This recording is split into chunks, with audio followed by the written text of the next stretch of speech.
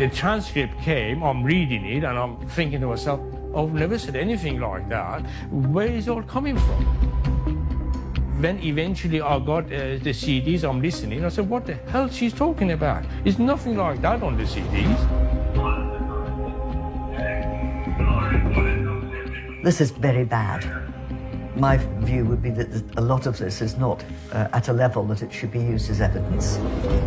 These men have been locked up for 2.5 years. They've been falsely accused of the gravest of crimes.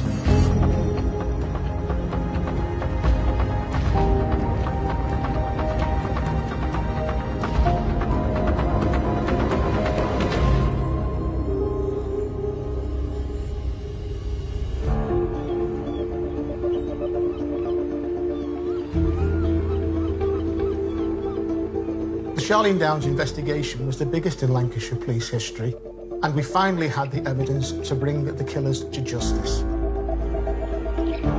On the face of it, and looking at all the transcripts, the case looked quite severe.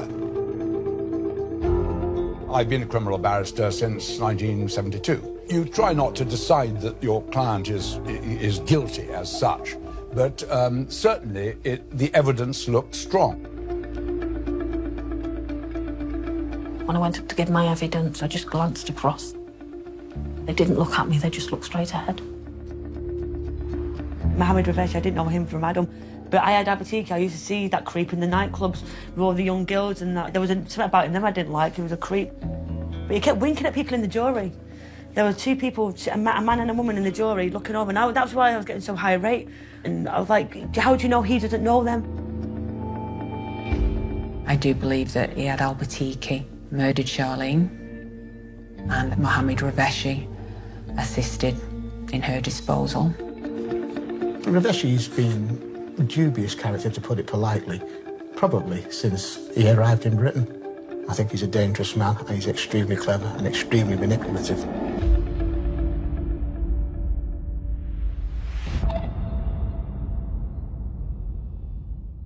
I know nothing about Charlene Down because I don't know her, never met her, and I know nothing about her family. Nothing at all. I have very strong suspicion that Mr. Don Fraser is behind it all. Being a police officer and abusing his power, he had a major role to play in this, to bring me into a situation. I've lived where I live, in Blackpool, since 1980. In 1988, he turned up from London and bought the house next door but one. Single man, he looked unlike everybody else on the street. He was from the Middle East. One or two of our near neighbours weren't too pleased to see one of his race come onto the street. I'll be frank, they said, how do I feel about having one of them move in? But I stayed social, not social, cordial with Raveshi. Don Fraser, he must be a racist man because I've done nothing to him for him to behave like he did at the time. And he did many things about me to create my life almost impossible. He is behind most of my trouble from the day I set my foot in Blackpool.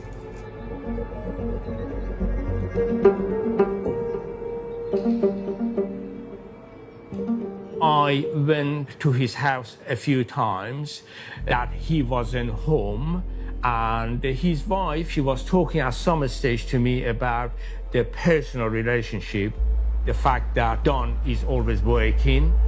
She told me that her husband cannot get it up, and I got the impression that she is coming on to me. I decided that no, that is she's becoming a bit too friendly, so I didn't go around. I don't know what she told him, but he became my worst enemy. Raveshi told us that the reason why you didn't like him is because something happened between him and your wife. And your wife. Well, if Raveshi is saying that that there was any kind of romantic, my wife didn't like the guy pretty much from the word go. So it's just laughable. I mean, Raveshi is just incapable of telling the truth. And I know he's a brilliant liar. I mean, some of his performances would put Jimmy Savile to shame. I know that he's got a bee in his bonnet about my activities and my motivation in trying to get him convicted, but it's just ludicrous. Most paedophiles are sly, secretive, organised in their disgusting ways. What we did find in the investigation, several girls came forward saying how uneasy they'd felt when they were in his company. He'd made them all feel queasy.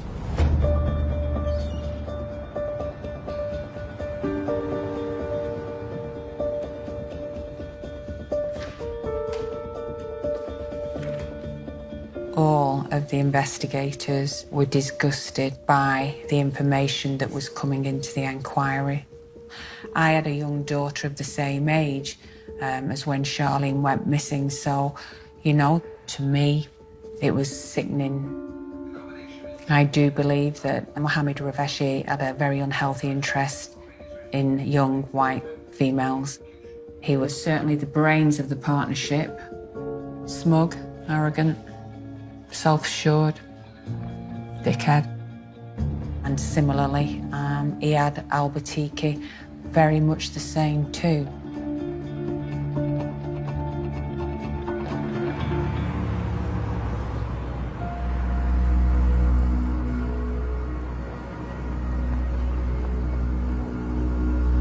I had a drink in the pub and then a couple of drinks on the coach. Bouncer thought I was drunk, so I went across the road to a kebab shop for a coffee.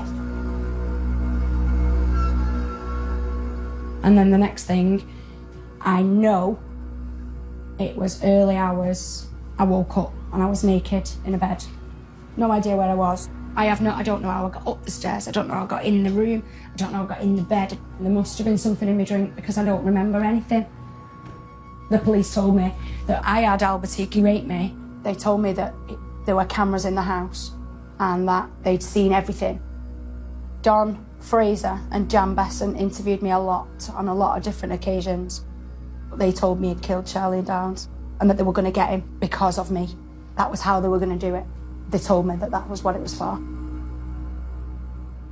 Did you tell that Eddie Albertiki was a murder suspect in the Charlene Downs case? No, because it was top secret when she got raped. It was 6 months before that became public news. There's no way any police officer would have told anybody that in 2005 when the girl got raped. Just so you know, it would have been illegal for the police to give you any information about Albertiki as a murder suspect. They told me who he was, what he'd done. They told me they'd been following him for months. They told me I was lucky to be alive. And they said that I could get him for Charlene, for the child that he'd killed. And he'd cut up and he'd sold in kebab meat. So that was then on me. And that, to be fair, at the time, that got me through. One of the things that we have to sort of put to you is that there was a suggestion that you led to say things that weren't true. If it's going to be suggested that the police somehow influenced to make a complaint, I completely refute that. Don Fraser phoned me numerous times. Jan Besson phoned me as well. It was one of them that said they'd got audio for the tape. I was told that it wasn't a very strong case because I was making gratification noises that could be heard. They told me to say, maybe you made these noises because you thought it was your boyfriend, and that unless I said I thought it was my boyfriend, the case would fall apart. And I said, I can't say that because I don't remember any of it, because I wasn't compos mentis. I wasn't willing to put my name to something that wasn't true. Did you actually speak to... No. So are you saying you didn't actually speak to... No, not that I can remember. Have you actually met Jan Besson? Yeah. She said she doesn't remember speaking to you. She took me out for coffee in Preston. She said she has no memory of you. Yeah, well, that's not true. I don't know why she'd say that. She phoned me a lot on the phone to tell me everything was going to be all right because I was in such a mess. And in Preston, she took me out for coffee after we were in court. She was in court with me, counselling. And she doesn't remember me. I'm not bothered because I want to forget it all myself anyway, but she's lying. The law, as I believe, if you've done something wrong, the police are there to fix that. You get found guilty and you go to prison, but the police didn't fix anything, they made it worse. Because they've left me with nothing, and all these unanswered questions, and pieces of a puzzle that never have ever fit. I've been used, I was used to catch a murderer, and they couldn't catch a murderer. They didn't want him for rape. So then he dropped me like a sack of potatoes. I wasn't needed, I was surplus to requirements. I was just a pawn in a game that they didn't win.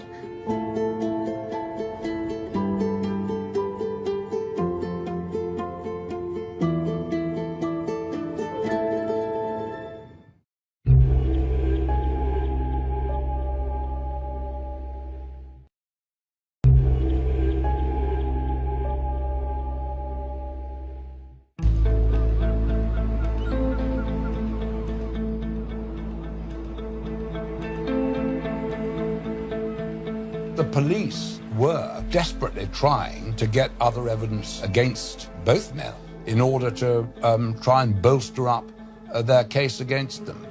This involved going around interviewing, making suggestions that certain things had happened without any evidence that they had. Some of the witnesses were leaned on excessively by police investigating the Charlene Downs case, particularly Jan Bessent. Her name comes up time and time again. She spoke to people who knew Mr. Raveshi. She tried to persuade them that they should give evidence against Mr. Raveshi, that he was a very bad man who needed to be put away. And obviously, for a police officer to do that is nothing short of wholly dishonest. Did you ever put pressure on people? No, I don't really recall interviewing. Oh my goodness. That's a very unfair line of questioning.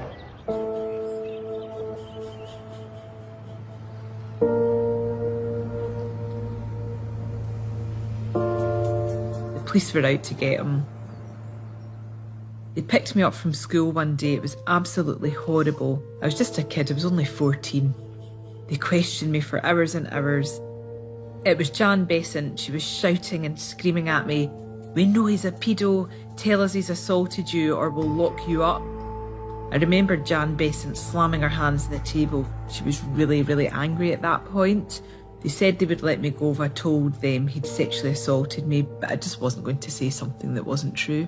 I've known him since I was 9, and he was one of the most honest, helpful, good-hearted people I know. He wouldn't do anything like that. My mother couldn't look after me. She asked Rez to look after me when I was 11. To a lot of people, that sounded really dodgy, but my mum knew he was a good person. Rez taught me the value of work. He'd always be working, but he'd make time to help me with my schoolwork. He was always very supportive. It is such a coincidence, police coming for me for this Charlene Downs, and suddenly or sexual abuse comes up as well, whereas before no sign of anything like that. The police made their mind up that they want me, they were prepared to go to any extent to create something which is not there. Turn me into evil person, basically. Are you an evil person? I am not evil, far from that. I am a hard-working person. The police knows that full well. They followed me, they saw me, they are not what I do. So how could I be evil, yeah? When did you first realize that the police had suspicions that you were involved in the killing of Charlene Downs?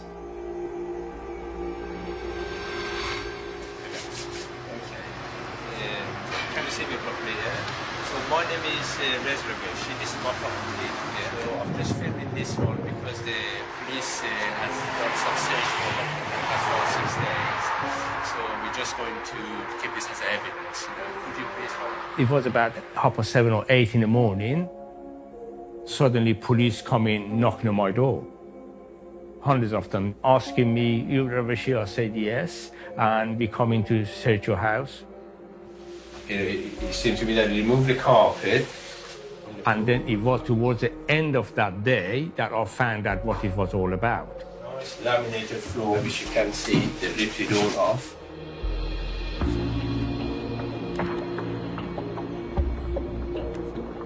According to police, the murder happened here, and Charlene Dan was sexually abused here.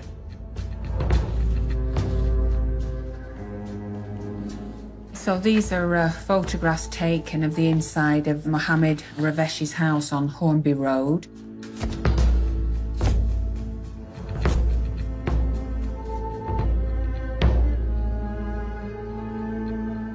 We recovered nothing by way of valuable DNA or other evidence to suggest that Charlene had been at that location.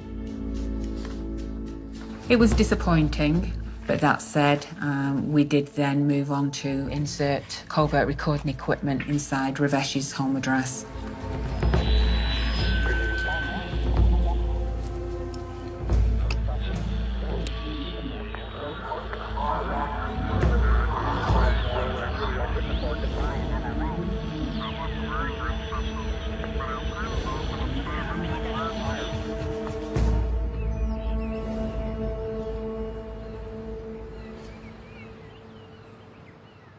Those recordings had been listened to live time in the 4-week process that the surveillance was in operation. And then a few days or so later, the recordings, there were maybe 52 of them, digital audio tapes, and they were all in a box. And I thought, I'm going to go and listen to these recordings and see what was on them. The audibility of the recordings was really problematic. It was very, very poor, disturbingly so. Unfortunately, the specialist team placed at least one of the microphones close to a television, which really did hamper the clarity of what they recorded. But as poor as they were, Jan Besant volunteered to try and see if she could make out anything. She was keen to find out what had happened to Charlene Downs. She was very keen, as we all were. And she worked and worked and worked, and within weeks she was hearing material which went into the court case. Without Jan Besant's transcripts, you don't have any evidence to charge these two, never mind convict them.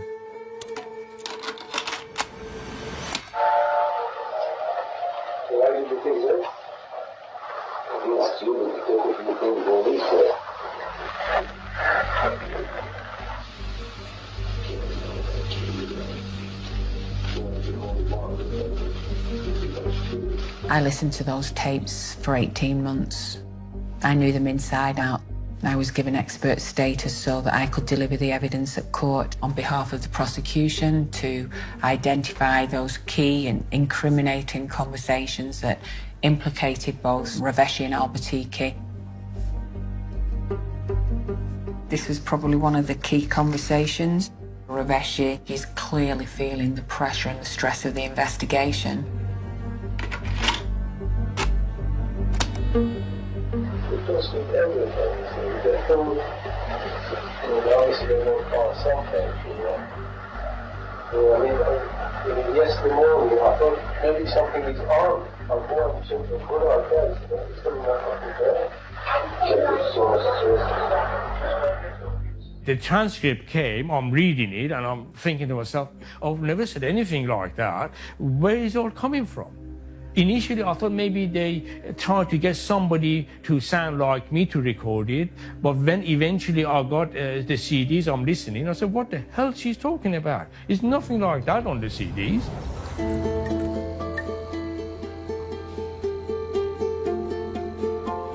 I knew that this case was so corrupt, so obvious, that, eventually somebody would see.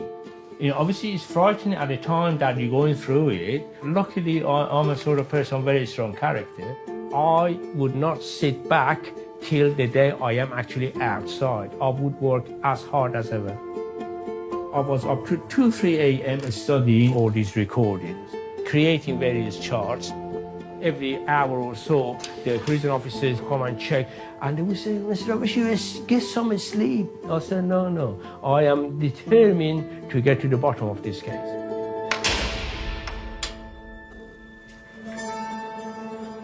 Okay, these are the documents. It's 20 boxes of evidence.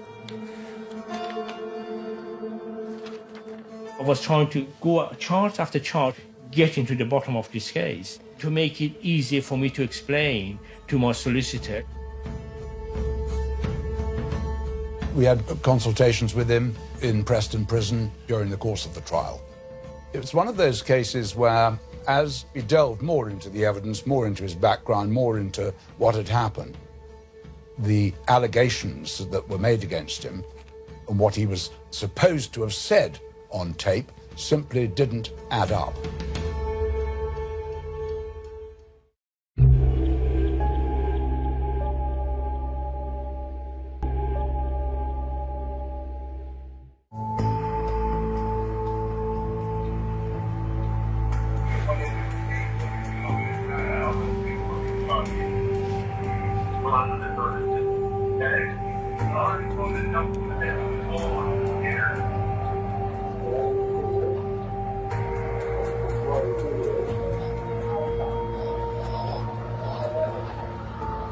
The transcription produced by D.S. Besant was potentially very misleading. It's extremely important that when recordings are being transcribed, that the person doing the task is objective, that they don't already have very strong views, or indeed any views at all, about how far that evidence is going to be used to support a case. In this instance, the police officer's transcripts showed several signs that she had been subject to confirmation bias, which is the technical term for being influenced by the events which she had investigated.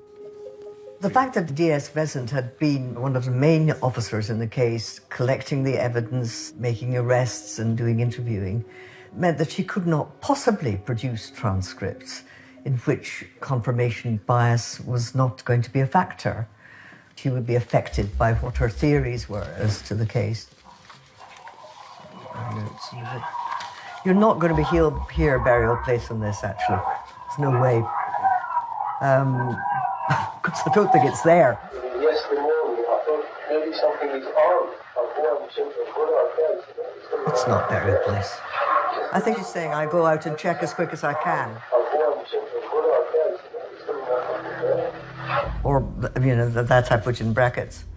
Yeah, it's not burial place. I'm pretty sure it's not.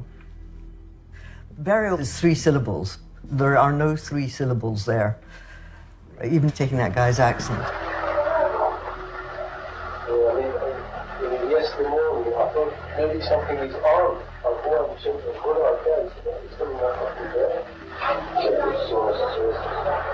I cannot hear anything but burial place. Yeah. But you've been absolutely hearing that from everybody. It's a classic case of cognitive priming, where because everybody has been told that that's what these words are, that is what they're hearing. There's absolutely no phonetic or linguistic support for that interpretation. Yet I can't hear burial place in that at all.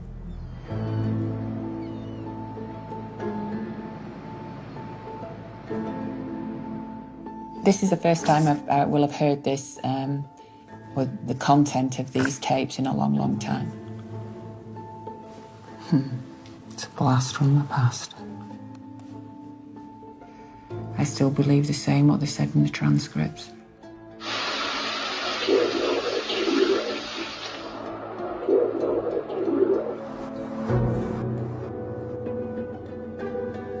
I really don't think that's what's being said. I'm hearing, I've put in brackets, I killed no one.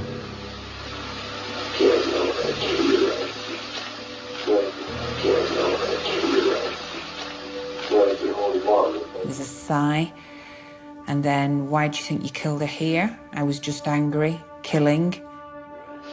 Why did you do it again? You just angry, killing.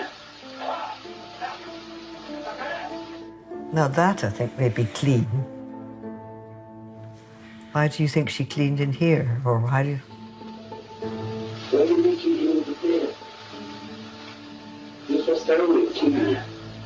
I feel that, you know, I can still make out what they're saying. There's still really nothing that I would change.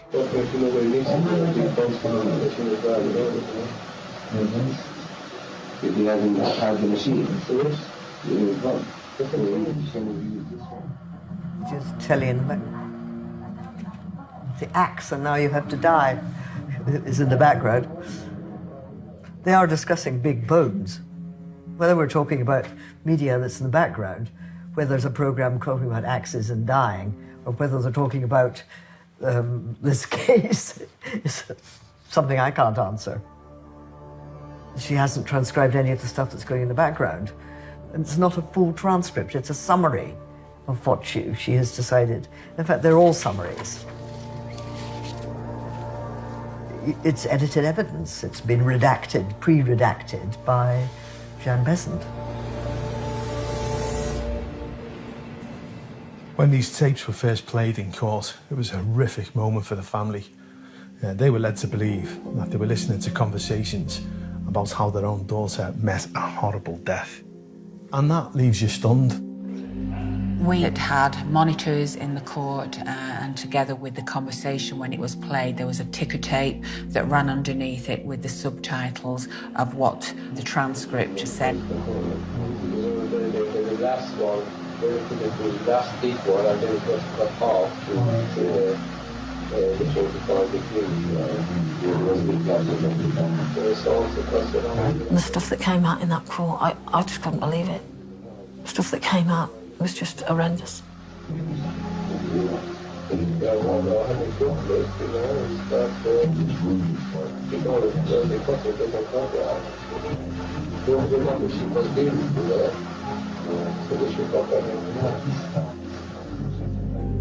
But it said on them tapes, and I just, it's just, you wouldn't even put that in your worst, think in your worst nightmare. It's so barbaric. I just pulls on my heart thinking what she must have gone through that night. She must have been so scared.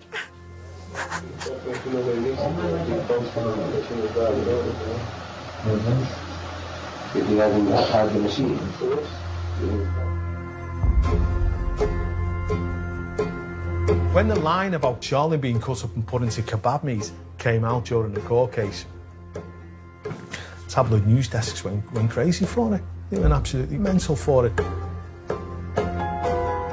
Overnight, it elevated her story from being a regional story to a national and an international story. Jokes about chopping up her body and putting it into a kebab. So all of a sudden, Karen Downs had people tapping on a door and tapping on a window. When you're a journalist on the Blackpool Gazette or the Sun or the Mirror, when you've got 200 or 300 words to explain a concept, you just quote what's being read out in court, saying these extreme things about this kid being raped, murdered, tortured, put through a mincing machine, and her bones being crushed up for tile grouting, and all this salacious stuff. And it reads as if these tapes have been played out clear as day, when it wasn't actually. It was somebody else's interpretation of some very fuzzy tapes.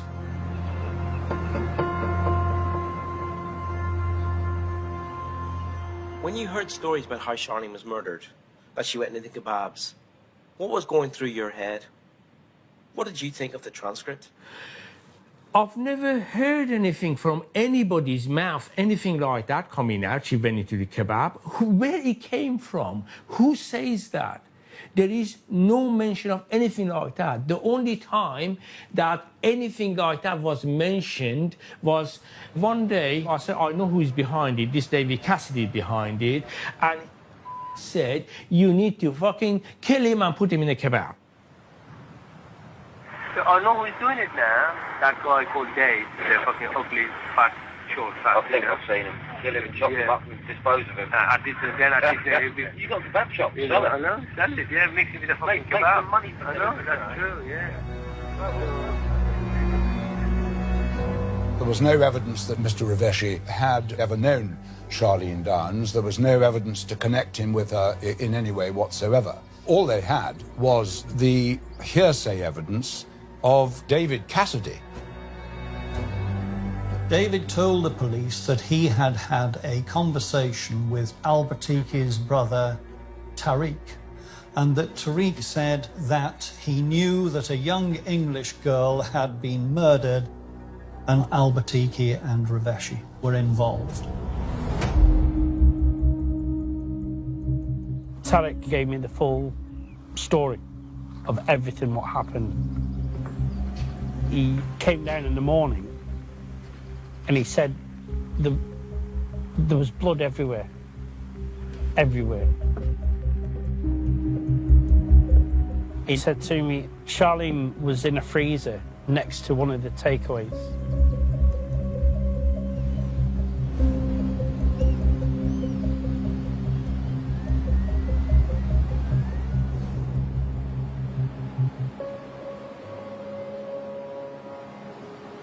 David Cassidy, I said in court, he is the worst person can be a witness for anyone.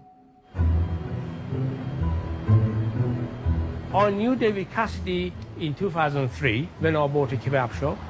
I used him for a few days to do delivery for me. A job that would take 5 minutes, it would take him half an hour, 40 minutes. I realized that he's not up to the job. So I phoned him, I left a message for him, Dave, we don't need you don't need to bother to come, yeah? He came to the shop, effing and blinding, he wants his wages. I said, what wages? Because he didn't deliver, he didn't work anything. And then from then on, he became even more bitter and started writing racist stuff on the back of my shop and reporting me that we handed in stolen stuff. Police come in, raiding my place, searching it for the stolen stuff. Nothing came out of any of that. We had a fight. I had to defend myself. So as it happened, you know, I beat him up, and then suddenly Charlene Down situation came up, and then he's behind it. This is history of persecution witnesses. This is the charge sheet to do with David Cassidy and almost 4 pages of his conviction. I do not know. He's got so much, you know, that is his, you know, hobby, it seems to me, committing crime.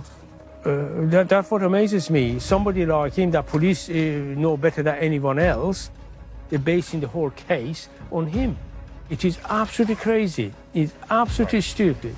Police knows better than anyone else how bad this person is, how dishonest, how you know, dishonest he is. You cannot believe anything this man says.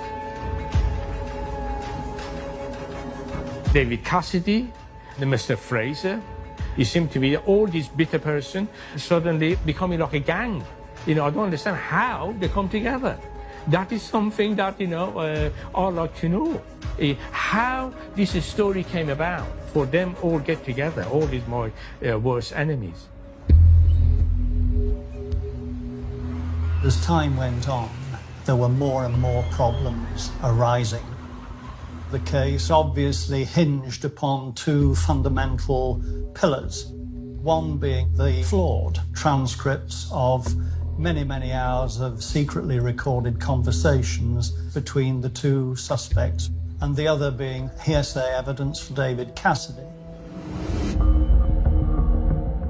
Now, David Cassidy, the police wired him for sound and then told him to go and talk to Al-Batiki's brother again and make sure that he got responses along the same lines.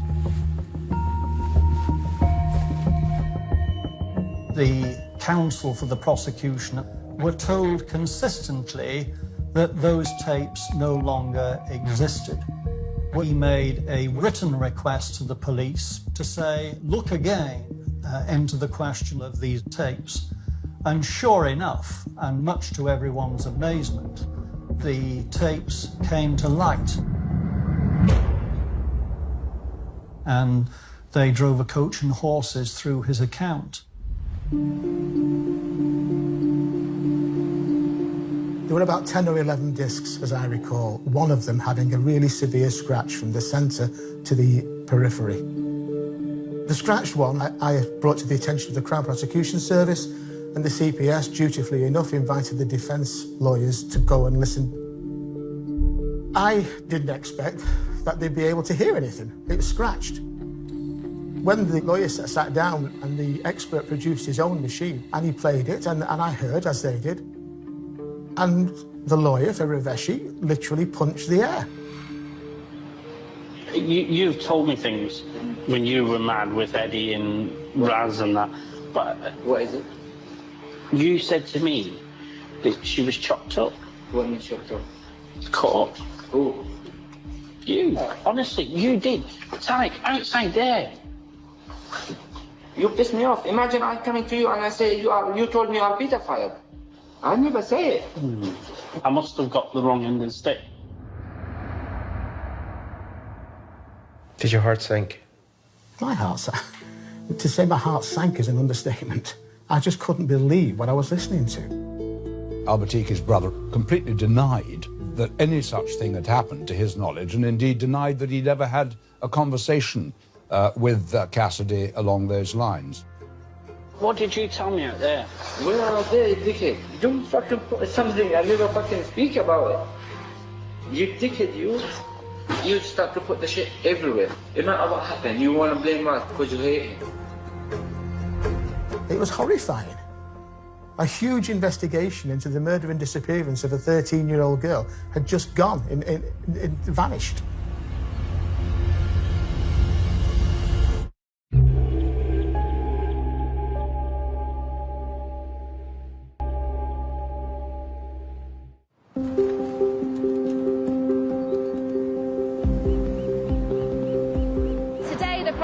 Announced that it couldn't offer any evidence against Mohammed Raveshi, who was charged with assisting an offender, and another man who was charged over Charlene's murder. We must now accept that we don't have sufficient evidence to secure convictions in this case. It was shameful, the cover-up, the lies being told about the whole thing. It had no basis. It has been proved today.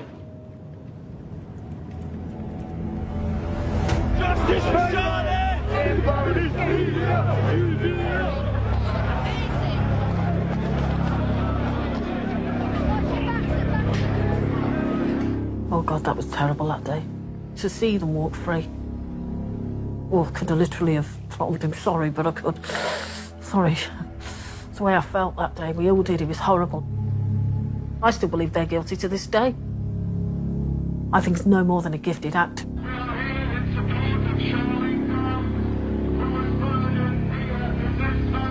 Albatiki and Raveshi are guilty. Yes, they are. It goes without saying.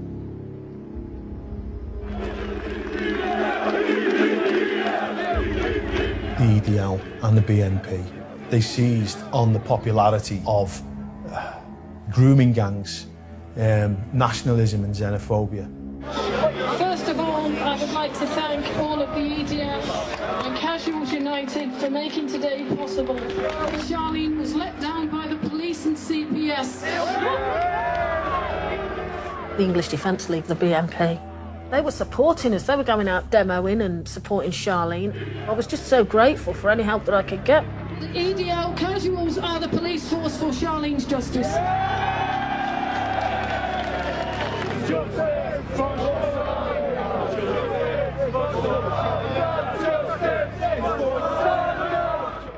My mum did marches for Charlene, we made T-shirts, I was giving out leaflets. It got the word out for Charlene.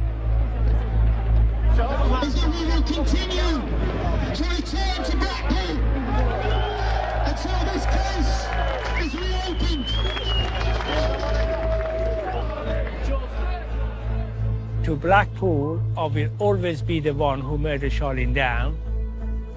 Whether you're innocent or not, it makes absolutely no difference. Many things I suffered since I came out. People beat me up, people punched me, people broke the bottom of my head, I went to hospital. I've been abused, calling racial things. We have threat of people going to kill us. They cut a pig's head and they chucked it through my window.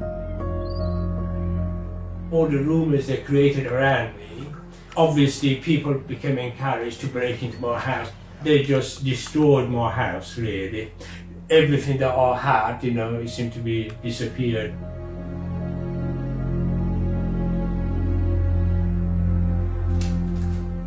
I had maybe 100 or maybe 50 photographs of myself, my family and things like that. They all disappeared.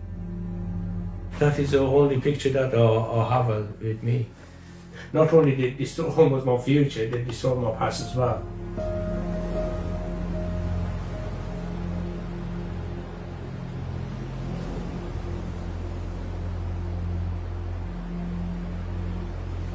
These men have been locked up for 2.5 years. They'd been falsely accused of the gravest of crimes. The police tried to manipulate the evidence in this case and tried to get them convicted in the face of what they knew to be facts and evidence that completely undermined the case that they were trying to present.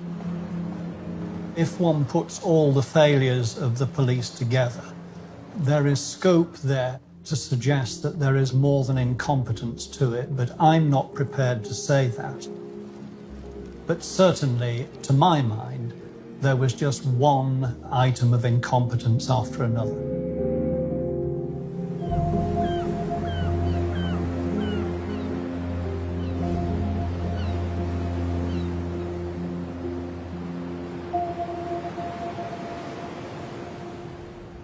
Did you know about these CDs in 2005? I didn't know anything about these CDs in 2005.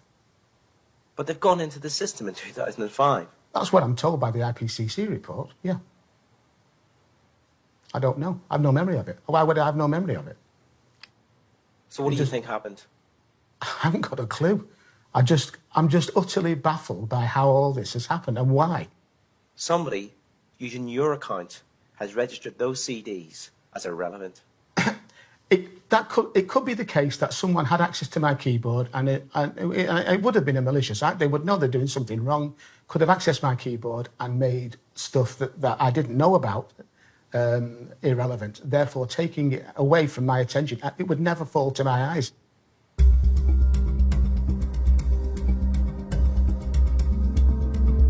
When the trial fell in 2008, that's when I found out the CDs never came into the incident room. I was told by a retired officer that he'd taken those CDs to Superintendent Boschini's office on the 4th floor at Blackpool Police Station and handed them to him, whereupon Mr. Boschini had allegedly said, "Give them to me, I'm going to lock them in my secure cabinet and nobody gets to know about their existence." Do you believe that somebody withheld the CD? Yes, I do. Had it been disclosed at that time, we wouldn't have had the authority to go and search Rabeshi's house, nor to install intrusive surveillance. With the lack of progression, I think, that was being made with the investigation at that time, there was a lot of pressure to come up with results, and the rule book was very much bent at that time. I'd be very, very surprised, having worked for Paul Boschini, if he would do anything which wouldn't be anything other than which is ethical to try and seek to achieve justice and present the best evidential case at court.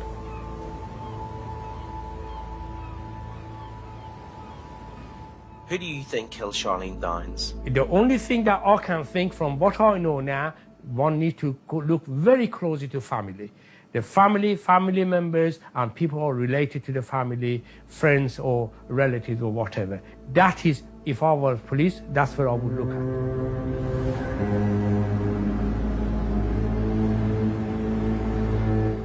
This is a police report from the 24th of the 11th, 2003. 3 weeks after she disappeared. Yeah. The following information has been collated on the Downs family.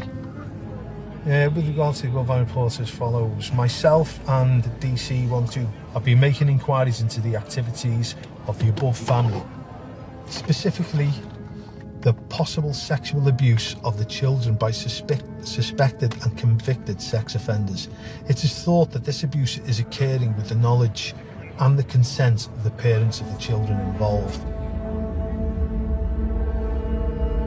Did you kill your daughter? Did I what?